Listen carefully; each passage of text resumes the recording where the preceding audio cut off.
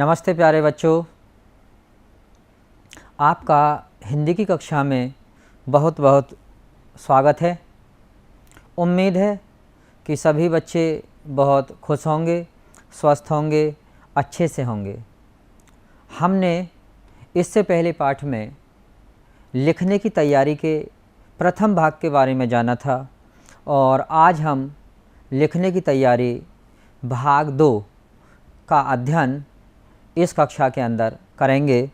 और इस पाठ की प्रस्तुति देने के लिए मैं मुनीश चौधरी, प्रधान अध्यापक, प्राथमिक विद्यालय लौदाना, जेवर, गौतम बुद्ध नगर, आपके सम्मुख उपस्थित हूँ। हम जब स्कूल के अंदर जाते हैं, छोटा बच्चा जब विद्यालय में पहुँचता है तो पहले वो लिखना नहीं जानता है, बल्कि जब अध्यापक या अध्यापिकाएं जो कुछ पढ़ाते हैं पहले बच्चा उसे सुनता है, फिर जिसे वो सुन लेता है उसे बोलता है और फिर पढ़ता है। जब वो पढ़ना सीख जाता है फिर अगला नंबर आता है लिखने का। तो लिखने के लिए हम क्या तैयारी करें, कैसे बच्चे को किस पोजीशन में, किस स्थिति में बैठना चाहिए, कैसे पेन पेंसिल को पकड़ना चाहिए और कैसे उसे कॉपी को रखना चाहिए, इन सारी बातों के बारे में हम आज के पाठ के बारे में आज के पाठ में जानेंगे। पहले हम एक कविता पढ़ेंगे जिससे हमको अंदाज़ा हो जाएगा कि इस पाठ में हमको क्या क्या सीखना है। काम नहीं है लिखना भारी, चलो करें लिखने की तैयारी। लेकर कुछ रंगीली पेंसिलें, लेकर कुछ रंगीली पेंसिलें, लाल हरी चमकीली पेंसिलें, पकड़ना उन्हें घुमाना सीखें, घिसकर उन्हें चलाना सीखें। कर लें हम पेंसिल से यारी, चलो करें लिखने की तैयारी। बिंदु से बिंदु को मिलाकर, बिंदु से बिंदु को मिलाकर, सीखें कुछ उंगली को फिराकर। कभी फिराएं दाईं ओर, कभी फिराएं बाईं ओर, सीखें फिर हम आकृतियाँ सारी, चलो करें लिखने की तैयारी। कुछ खींचें रेखा खड़ी हुई, कुछ खींचें रेखा पड़ी हुई, खींचें आड़ा तिरछा गोल मटोल, उल्टा सीधा आधा गोल। सीखें फिर अक्षर बारी बारी, चलो करें लिखने की तैयारी।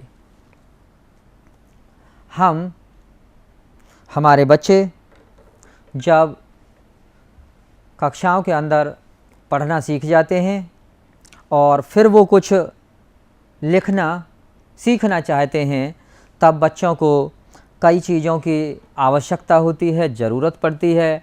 जैसे पहले हम इसे देख रहे हैं, ये कटर है और बच्चों ये पेंसिल है और ये रबड़ है।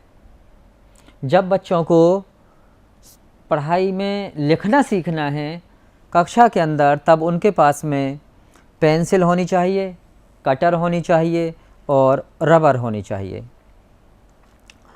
कटर का काम होता है कि पेंसिल को छीलना, उसके अंदर नोक को निकाल देना।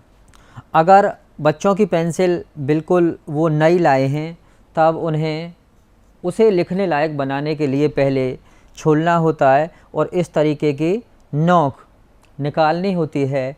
तो पहले कटर की मदद से पेंसिल को छीलकर नुकीला कर लेते हैं और जब उसमें यहाँ सुरमा काले रंग का दिखाई देने लगता है, फिर हमारी पेंसिल इस लायक हो जाती है कि हम उससे कुछ लिख सकें।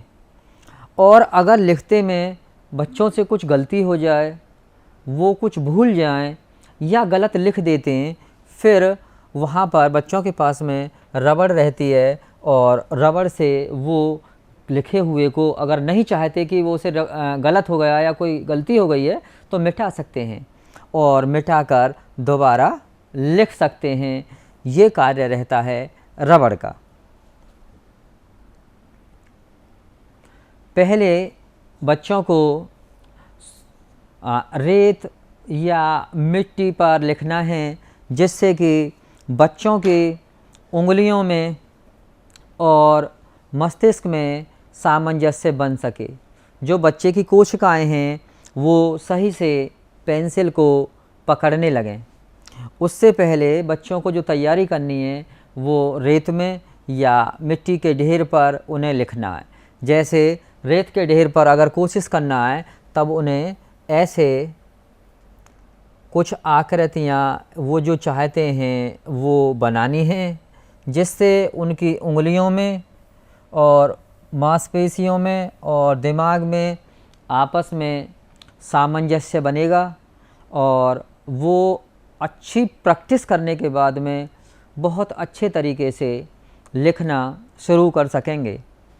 बच्चों को पहले पेन को इन दोनों उंगलियों में और अंगूठे के साथ ऐसे पकड़ लेना है अगर वो सीधे हाथ से लिखते हैं। कुछ बच्चे ऐसे भी होते हैं कि जो उल्टे हाथ से लिखना पसंद करते हैं, तब वो पेन को उल्टे हाथ में पकड़ते हैं या पकड़ेंगे। और जिन बच्चों को सीधे हाथ से लिखने की आदत है वो पेंसिल को या अपनी पेन को जो भी उनके पास में है प्रैक्टिस के लिए इन दो उंगलियों में और अंगूठे में पकड़ लेंगे। और बच्चों को पहले स्वतंत्र लेखन करना है। इसके बाद में कॉपी पर बच्चे चाहते हैं जो उनके मन में आता है उसे वो लिख सकते हैं, पेंसिल फिरा सकते हैं, जो उनका मन करे।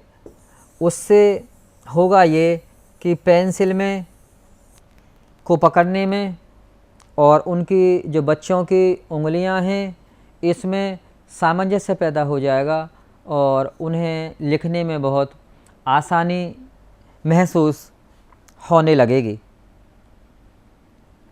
हम देख रहे हैं बच्चों को पहले ये जानना चाहिए खड़ी रेखा। ये एक खड़ी रेखा है। अब जैसे बच्चे जिस कक्षा के अंदर बैठे हुए हैं, जिस कुर्सी मेज पर बेंच पर बैठे हुए हैं, वो जहाँ रखी हुई हैं, कक्षा का जो तल है, अगर उस तल से कोई रेखा सीधी ऐसे खड़ी हुई है तब हम उसे कहते हैं खड़ी रेखा। वो ऊपर की तरफ है, आसमान की तरफ है, कमरे के छत की तरफ है। और हम देखेंगे अगर हमने इसे बच्चे पहचानने होंगे ये सीढ़ी है और अगर इसे हमने सीधा रख लिया, खड़ा कर लिया, ज़मीन पर टेक कर सीधा अगर इसे खड़ा कर लिया तब इसे बोलेंगे हम खड़ी हुई सीढ़ी। और भी ऐसे कई सारे उदाहरण हैं खड़ी रेखा के। यहाँ पर हम देख रहे हैं ये एक खंबा है विद्युत का, बिजली का जो तार लगे हुए हैं वो खंबा है। और जहाँ पर ये खंबे गड़े रहते हैं ये भी बिल्कुल सीधे खड़े रहते हैं, इस तरीके से खड़े रहते हैं। ये ऊपर इन पर बिजली के तार लगे हुए हैं और खंबा सीधा खड़ा रहता है। और भी कई सारे ऐसे उदाहरण होते हैं जिन्हें हम देखते हैं कि वो खड़ी रेखा के या खड़े हुए के उदाहरण हैं। जो सीधे पेड़ हैं, कई सारों को देखा होगा कि वो सब पेड़ ज़्यादातर सीधे ही खड़े रहते हैं। जैसे यूकेलिप्टस का पेड़ है, और भी कई सारे ऐसे पेड़ हैं, जामुन का है, बरगद का है, बबूल का है, ये सब पृथ्वी तल से सीधे खड़े रहते हैं। यहाँ हम देखेंगे ये एक तिरछी रेखा है जो हमारा, जैसे ये कक्षा का तल है और ये हमने देखा था कि ये एक खड़ी रेखा है और इस बीच में खड़ी रेखा से, और ये है कक्षा का तल। यहाँ कोई भी झुकी हुई रेखा अगर हम बनाते हैं ये सब तिरछी रेखाएं बोली जाती हैं। और ऐसे ही हम इधर को बनाएंगे तब ये भी सभी तिरछी रेखाएं हैं और तिरछी रेखाओं के कई सारे उदाहरण भी हैं। एक तो आप इसी को देख रहे हैं, ये तिरछी रेखा का उदाहरण है। और ये जो घर पर छत पे जाने के लिए सीढ़ियाँ होती हैं, ये भी तिरछी ही होती हैं। और तिरछी भी बहुत सारी ऐसी चीज़ें हैं कि जिन्हें हम प्रयोग करते हैं, जैसे कि अगर बांस की जो सीढ़ी होती है उससे कहीं ऊंचाई पर चढ़ना है तब उसे लगाते हैं। कई बार बच्चों ने देखा होगा कि दुकान पर हम कुछ सामान लेने जाते हैं और दुकानदार का सामान थोड़ा ऊंचा रखा रहता है ऊंचाई पर, और जब वो सामान उनके हाथ ऐसे नहीं आता है पकड़ में, फिर वो सीढ़ी लगाते हैं और जब सामान को उतारते हैं तो वो जो सीढ़ी लगाते हैं वो तिरछी होती है। तो ऐसे अगर कोई जो तल से और खड़े के बीच में है, झुका हुआ है, उसे हम बोलते हैं तिरछा। जैसे ये तिरछी रेखा का नमूना है। पड़ी हुई रेखा में देख लीजिए कि जो हमारे कक्षा का तल है या पृथ्वी का तल है, उसके समानांतर अगर कोई वस्तु पड़ी हुई है तो हम उसे कहते हैं पड़ा हुआ या पड़ी हुई रेखा। जैसे ये उदाहरण है पड़ी हुई रेखा का। अगर ज़मीन पर कोई व्यक्ति लेट जाता है, सीधा सो जाता है, तब उसे कहते हैं पड़ा हुआ। ये भी ऐसे ही है जैसे ये हमने पड़ी हुई रेखा आपको दिखाई। और भी कई सारी ऐसी चीज़ें हैं, जैसे कुछ बच्चों ने अगर देखा हो कि जो रेलवे लाइन हैं, जो पटरियां हैं, वो भी ज़मीन पर पड़ी हुई होती हैं, फैली हुई होती हैं। तो वो उदाहरण हैं पड़ी हुई रेखा का। अब हम गोला के बारे में जानेंगे। आधा गोला, इसे आप अगर देखेंगे तब बच्चों पहचानो ये क्या है। हाँ, बच्चों ने बहुत अच्छा पहचाना, ये तरबूज है और इसे हमने काटने के बाद में भी आधा काट दिया है। इसे हम बोलते हैं आधा गोला। ये गोल है और अगर हम इसे पूरा बढ़ाएंगे तब ये कुछ इस तरीके का होता। और ये देख रहे हैं आप तरबूज के बीच में, ये तरबूज के बीज हैं। बच्चों को बहुत पसंद होता है तरबूज खाना, देखा भी होगा। जहाँ तक तो संभवतः सभी बच्चों ने तरबूज को देखा होगा। ये ऐसे ही आधा गोला का एक उदाहरण है और इसे भी अगर हम रेखा को आगे बढ़ा दें तो ये पूरे की एक शक्ल हो जाती है। आधा गोला के भी बहुत सारे उदाहरण होते हैं और बच्चे घर में दादा दादी, चाचा चाची, बड़े भाई के साथ में देखेंगे कि और आधा गोला के क्या उदाहरण हैं। हाँ बच्चों, जैसे घर पर रोटियां खाते हैं, पराठा खाते हैं, अगर उसको आधा काट दिया जाए तब वो रोटी भी आधी गोल हो जाएगी, वो आधा गोला होगी।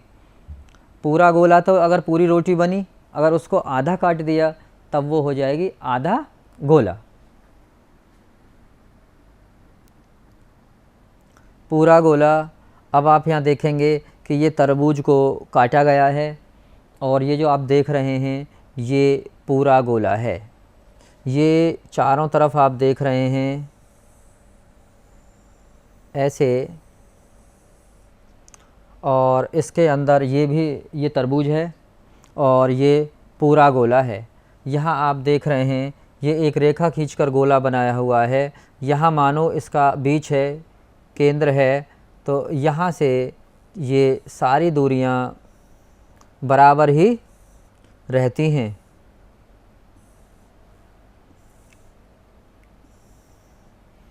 ये पूरा गोला का उदाहरण है और कई सारी चीज़ें बच्चों ने देखी होंगी कि जो पूरा गोला है। जैसे बच्चे फुटबॉल से खेलते हैं, वो उसी का उदाहरण है, नमूना है एक गोला का। और बच्चों को हमने जो इसका प्रथम भाग था उसमें स्वर बनाने सीखे थे और इसमें ये दूसरा भाग है लिखने की तैयारी पाठ का, इसमें हम व्यंजनों को बनाना सीखेंगे। जैसे बच्चे इसे देख रहे हैं, ये चित्र किसका है? हाँ, बच्चों ने सही पहचाना, ये कबूतर का चित्र है। और हम जो आवाज़ें निकलती हैं उन आवाज़ों के लिए जान लीजिए बच्चों, कोई अक्षर भी होता है, हम उन्हें कोई बनावट भी दे सकते हैं। जैसे हमने बोला कबूतर, और ये जो आवाज़ निकली का, इसको हम एक रूप भी दे सकते हैं, एक आकृति भी दे सकते हैं, और वो आकृति इस प्रकार की होती है। और जब हम लिखना सीखेंगे, अब हमने यहाँ पर अगर इन बिंदुओं से बिंदुओं को मिलाएं, तब वो इस तरीके का बन जाता है का। जैसे हमने बोला कबूतर, या हमने बोला कमल, तो इसमें जो हम का बोल रहे हैं, जो ये ध्वनि निकल रही है, ये ध्वनि इस प्रकार लिखी भी जा सकती है। इसे हम इस प्रकार लिख भी सकते हैं। ये दूसरा है, बच्चों इसे पहचानो, ये क्या है? ये है खरगोश। और जो इसमें आवाज़ निकल रही है खा, खरगोश, तो उसको आवाज़ को, उस ध्वनि को इस प्रकार लिखा भी जा सकता है। आप अपनी किताब में जो वो दिया हुआ है प्रैक्टिस के लिए, पाठ दिए हुए हैं वर्कबुक में, उन्हें करें। उन्हीं में से ये चित्र है, उसी पर आप अपनी तैयारी करेंगे लिखने की। ऐसे बिंदु से बिंदु बनाकर लिखना सीखेंगे। ये है गमला, इसमें पुष्प लगे हुए हैं, फूल लगे हुए हैं। और जैसे हम बोलते हैं गमला, तो वहाँ पर जो आवाज़ आती है गा, वो उसको हम इस तरीके से लिख भी सकते हैं, उस ध्वनि को इस प्रकार लिखा भी जा सकता है। और हम यहाँ ऐसे बिंदुओं को मिलाएंगे। ये हो गई पड़ी रेखा, और ये खड़ी रेखा, ये एक और खड़ी रेखा। ऐसे पड़ी रेखा, खड़ी रेखा, ये आपका गा बन गया गमला। और इसे बच्चे देख रहे हैं, ये क्या है? ये एक घड़ी है। और घड़ी में जैसे हम बोल रहे हैं घा, उसे हम इस प्रकार लिख भी सकते हैं। और जब हम इसकी प्रैक्टिस करेंगे लिखने की, तब ऐसे बिंदुओं को मिलाएंगे और ये एक ऐसी आकृति बन जाएगी। बच्चे बताएंगे कि घड़ी का क्या प्रयोग है? बच्चों ने हाँ घर पर घड़ियाँ देखी हैं। घड़ी का मुख्यतः जो कार्य है वो समय को बताना है। घड़ी हमें समय का ज्ञान कराती है। और ऐसे ही घा, उसमें भी आता है घा, घर।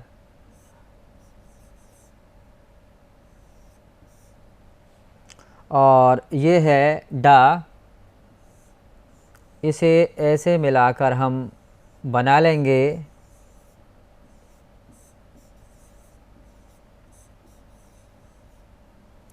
ये बच्चों पहचानो किसका चित्र है? चम्मच का है। और चम्मच अगर हम बोलते हैं तो उसमें पहले आ रहा है च, वो इस प्रकार उस ध्वनि को हम लिख लेते हैं। और यहाँ पर इन बिंदुओं को मिलाएंगे। ये एक पड़ी रेखा हो गई, ये भी पड़ी रेखा, ये आधा गोला और ये खड़ी रेखा, ये बन गया चा। इससे चा चरख, चा चम्मच।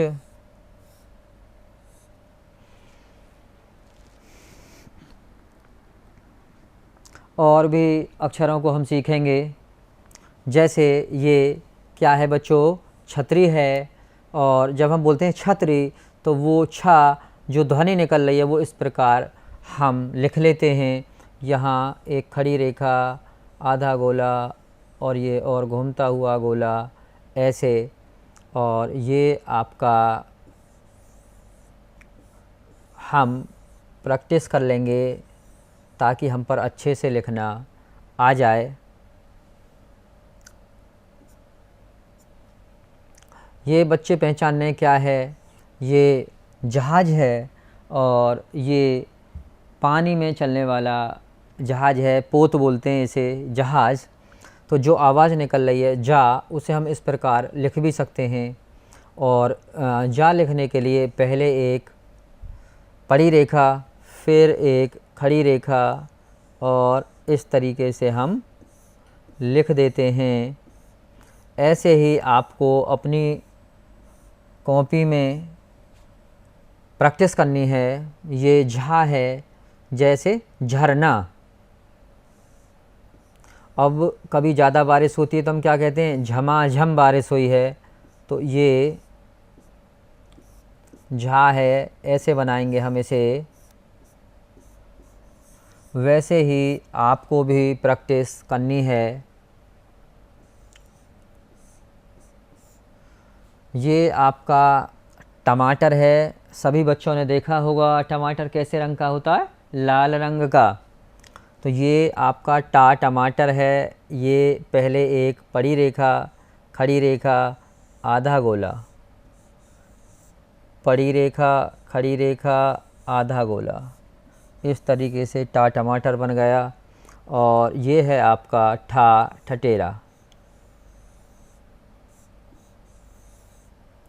इस तरीके से ही आप प्रैक्टिस करेंगे और अपनी कॉपी में इन शब्दों को लिखने का ज़्यादा से ज़्यादा अभ्यास करेंगे। यहाँ देख रहे हैं बच्चों, ये क्या है, ये डमरू है। तो डा को भी हम ऐसे ही बनाएंगे। देखिए, बिंदु से यहाँ हम बिंदु को मिला रहे हैं और इस प्रकार की आकृति बन जाती है। यहाँ हम देख रहे हैं, ये देखिए, ये क्या है, ढा है। और इससे देख रहे हैं बच्चे पहचानेंगे ये क्या है। हाँ, सही पहचाना बच्चों ने, ये ढोलक है। और इस प्रकार इसको हम लिखेंगे और बच्चे जानते हैं कि ढोलक का काम क्या है। इसे संगीत के लिए प्रयोग किया जाता है। अक्षरों को इस प्रकार बनाने का अभ्यास करेंगे। इसे देखेंगे, ये क्या है, ता। इसमें एक खड़ी रेखा है, एक पड़ी रेखा है और इस प्रकार हम ता बनाएंगे। ता कई सारे उसमें आता है, ता तरबूज, ता तकली। और वैसे ही ये क्या है बच्चों, हाँ सही पहचाना है बच्चों ने, ये थर्मस है। और इसे हम इस प्रकार बनाते हैं। कोशिश करेंगे अच्छे से, कई बार लिखेंगे तब बच्चों पर अच्छे से ये लिखना आ जाएगा। ये दबात है स्याही की और इसे दा को हम ऐसे बनाते हैं। वैसे ही आप भी अपनी किताब में भी बनाएंगे और कॉपी में भी लिखेंगे। ये धनुष है।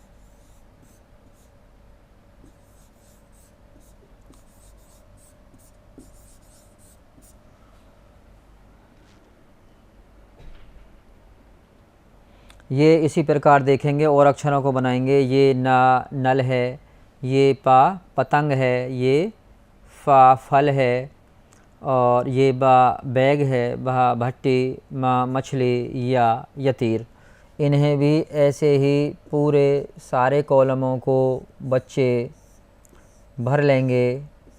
पूरा काम सही से सीखेंगे तो सभी पे बच्चों पर अच्छे से लिखना आ जाएगा।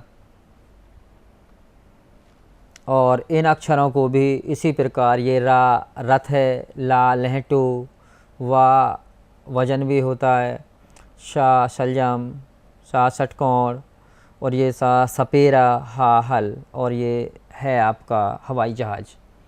इन्हें भी इस तरीके से ही अभ्यास करेंगे लिखने का अच्छे से।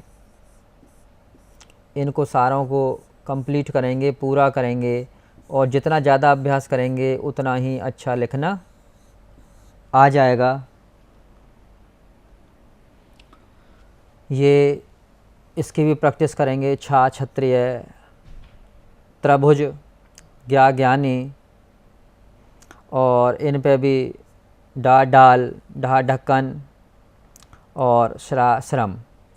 इनकी सभी की अभ्यास बच्चे अच्छे से करेंगे और इन्हें बनाएंगे। ये आधा गोला है, बाएं को खुला हुआ है, इसका मुंह दाएं को खुला हुआ है, ऊपर से नीचे को बनाते हुए आएंगे ऐसे। और ये वाव वजन है, पहले हम खींचेंगे पड़ी रेखा, फिर खड़ी रेखा और फिर ये गोला। ऐसे ही ता में पहले खींचेंगे हम पड़ी रेखा, खड़ी रेखा, फिर इसे। ये इनका एक क्रम है, तरीका है लिखने का।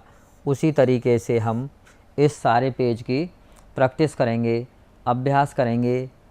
इसी प्रकार आप यहाँ देख रहे हैं ये जो बने हुए हैं, ये एरो, ये जो बने हुए हैं तीर, ये दिखा रहे हैं कि पहले ऐसे आपको इस दिशा में लिखना है, ऐसे ही जा में यहाँ ऐसे लिखना है, और ला में ऐसे लिखना है, और माँ में ऐसे लिखना है, और गा में ऐसे अभ्यास करेंगे। इसी प्रकार इस पेज का भी अभ्यास करेंगे। और यहाँ पर कुछ आप देख रहे हैं, ये जैसे कबूतर है, खरगोश है, गमला है, घड़ी है, ये यहाँ पर आपको लिखने हैं। आपकी किताब में, वर्कबुक में ये हैं, और वहाँ पर आपको इनका अभ्यास लिख लिख कर करना है। इसी प्रकार इनका भी अभ्यास करेंगे। चा चना, छा छाता, जा जहाज, झा झरना, इनका अभ्यास यहाँ पर अच्छे से करेंगे।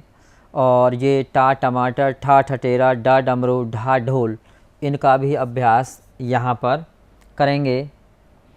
और ये जो व्यंजन हैं जैसे तबला है, थपकी है, धनिया है, नल है, इनमें जो ये पहले ता, था, धा, ना, इनका अभ्यास यहाँ पर लिख कर करेंगे।